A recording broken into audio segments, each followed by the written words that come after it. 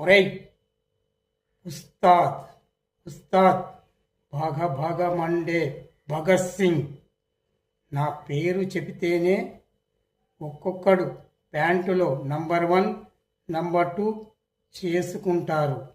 అలాంటిది మీరు డాక్టర్లై ఉండి ప్రాణాల్ని పోసే బదులు కిడ్నీలు